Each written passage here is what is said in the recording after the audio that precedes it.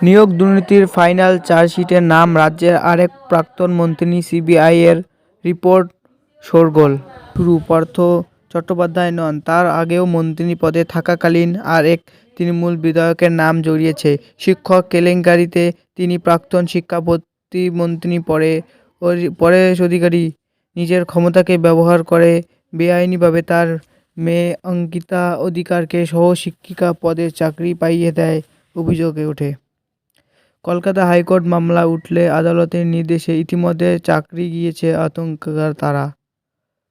সেই চাকরি নিয়ে কম জলঘোলা হয়নি। তবে চাকরি গেলেও বিপদ কাটল না রাজ্যের প্রাক্তন মন্ত্রী। মঙ্গলবার সুপ্রিম কোর্টের বেঁধে দেওয়া ডেডলাইনের মধ্যে নিয়োগ দুর্নীতির তদন্ত শেষ করলে কলকাতা হাইকোর্ট তদন্তের রিপোর্ট জমা করেছে কেন্দ্রীয় তদন্তকারী সংস্থা সিবিআই। গত 9 নভেম্বর নিয়োগ দুর্নীতি সংক্রান্ত সমস্ত মামলা তদন্ত শেষ করার জন্য সিবিআইয়ের সময় বেঁধে দিয়েছেন সুপ্রিম কোর্ট। 21 তদন্তে শেষ হলে তার রিপোর্ট কলকাতা হাইকোর্টের বিশেষ বেঞ্চে জমা দেওয়ার নির্দেশ দিয়েছেন সুপ্রিম কোর্ট। আদালতের নির্দেশ মেনে মঙ্গলবার কলকাতা হাইকোর্ট বিচারপতি দেবাংশু বসাকের ডিভিশন বেঞ্চে রিপোর্ট জমা করে সিবিআই।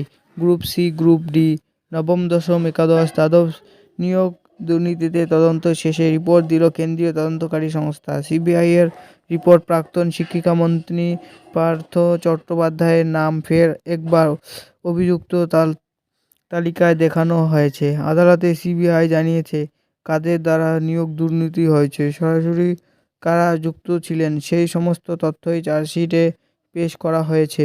সেই চার্জশিটের নাম রয়েছে প্রাক্তন মন্ত্রী পরেশ অধিকারী।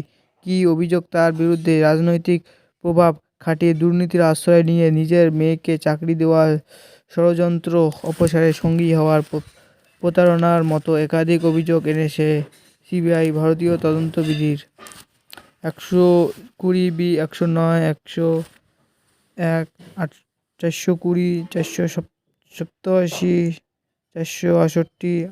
471 এই রকম অধিকার খারাপের অধিকারের বিরুদ্ধে অভিযোগ আনা হয়েছে।